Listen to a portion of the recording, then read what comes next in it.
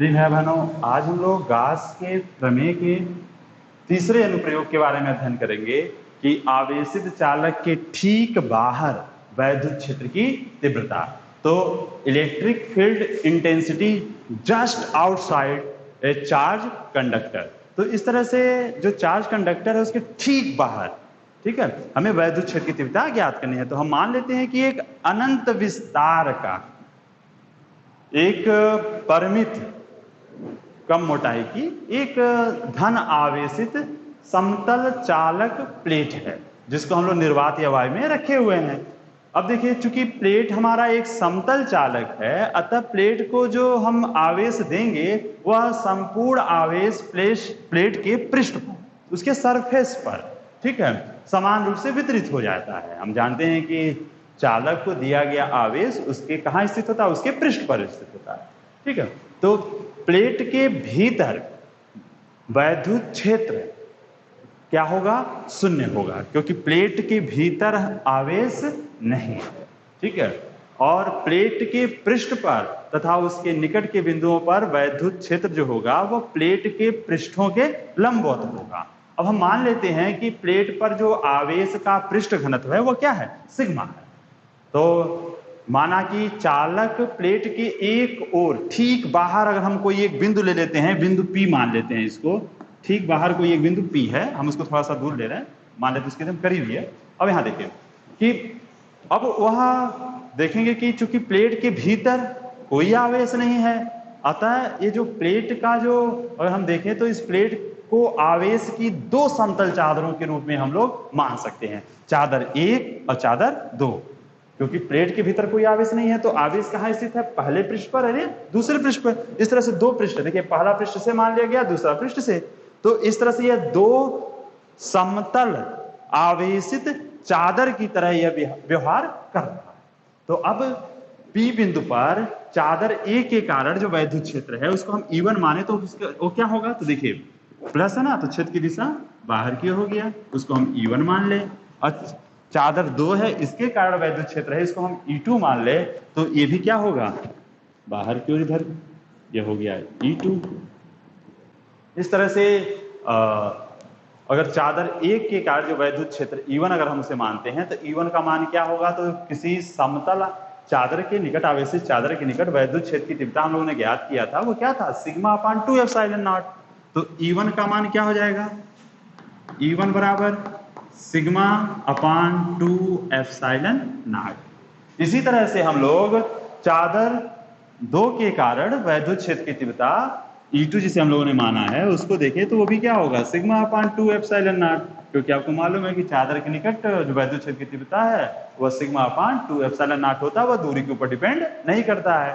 अब E1 और E2 एक ही दिशा में है, जब दिशा समान है तो परिणामित क्षेत्र जाहिर सी बात है दोनों जुड़ जाएगा। वैसे भी हम लोग जानते हैं कि वैद्युत क्षेत्र की तीव्रता, परिणामित क्षेत्र की तीव्रता हमें ज्ञात करना है तो सदिश योग करते हैं अध्यारोपण के सिद्धांत से। तो E1 प्लस E2 सदिश योग करेंगे, क्योंकि यह दोनों एक ही दिशा में है, इस कारण से यह क्या हो जाएंगे? सीधे सीधे जुड़ जाएंगे। तो परिणामी E बराबर क्या हो जाएगा? E1 का मान है सिग्मा अपान 2 एप्सिलॉन नॉट और E2 भी है, देखिए E2 2 एप्सिलॉन नॉट हो जाएगा 2 sigma upon 2 epsilon not. E बराबर 2 से 2 कट जाएगा तो E बराबर हो जाएगा सिग्मा अपान एप्सिलॉन नॉट। इस तरह से E इक्वल टू हो गया सिग्मा अपान एप्सिलॉन नॉट। तो आवेशित चालक के ठीक बाहर वैद्युत क्षेत्र की तीव्रता क्या प्राप्त हो गई? E बराबर सिग्मा अपान एप्सिलॉन नॉट। तो यह देखेंगे कि ये भी, इसकी दिशा क्या है? तो प्लेट के पृष्ठ के लंबवत बाहर की ओर है, दूर की ओर है। और यदि ऋण आवेशित प्लेट होता तो यह प्लेट की ओर होता, ठीक है। तो यहाँ पर हम देखेंगे कि वास्तव में यह किसी भी आकृति के चालक के लिए यह सत्य है, ठीक है।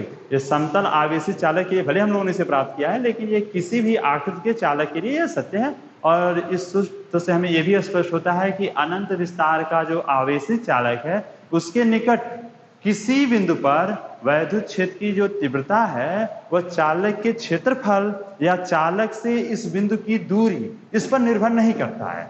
इसका सामान्य सा अर्थ हम लोग यह निकाल सकते हैं कि चालक के निकट के जितने भी बिंदु हैं उन सभी बिंदुओं पर वैद्युत क्षेत्र की तीव्रता समान होती है।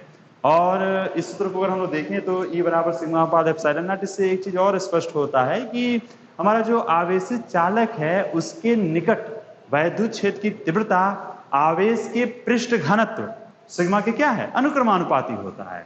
इसका मतलब क्या हुआ कि यदि चालक का पृष्ठ जिस स्थान पर यदि नुकीला है तो पृष्ठ घनत्व बहुत अधिक हो जाएगा, और इस कारण से वहां की आसपास की जो वायु है तो उस वायु में बहुत अधिक तीव्र वैद्युत क्षेत्र उत्पन्न हो जाएगा। तो वायु में अगर देखें तो कास्मिक किरणों के कारण कुछ धन व ऋण आयन विद्यमान रहते हैं। यदि चालक पर धन आवेश है तो ऋण आयन वैद्युत क्षेत्र द्वारा त्वरित होकर नुकीले भाग की ओर दौड़ते हैं तथा मार्ग में वायु के अणुओं से टकराकर और अधिक आयन उत्पन्न करते हैं। इस प्रकार चालक के नुकीले भाग के आसपास की वायु चालकी हो जाती है, कंडक्टिंग हो जाती है, जिससे कि चालक बहुत शीघ्र विसर्जित हो जाता है।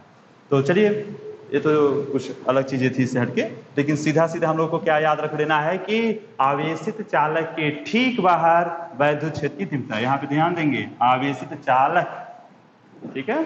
यदि वह अचालक है तो E बराबर सिग्मा अपान 2 एप्सिलॉन नॉट होना है, जो पिछला हम लोग इससे पहले वाले वीडियो में हमने पढ़ा है। यदि वह चालक है तो सिग्मा अपान एप्सिलॉन नॉट, अचालक है तो सिग्मा अपान 2 एप्सिलॉन नॉट। इस चीज पे ध्यान रखेंगे, ठीक है। इस तरह से आज हम लोग गॉस के प्रमेय का जो अनुप्रयोग है उसमें तीसरा अनुप्रयोग हम लोग पढ़े हैं कि आवेशित चालक के ठीक बाहर वैद्युत क्षेत्र की तीव्रता। अब इस पर आधारित कुछ न्यूमेरिकल होंगे जिनको आप अपने पाठ्य पुस्तक के उदाहरण में देखेंगे, उदाहरण में जो होंगे उन्हें लगाएंगे, उसके बाद फिर आंकिक में जो होंगे उन्हें आप सॉल्व करेंगे।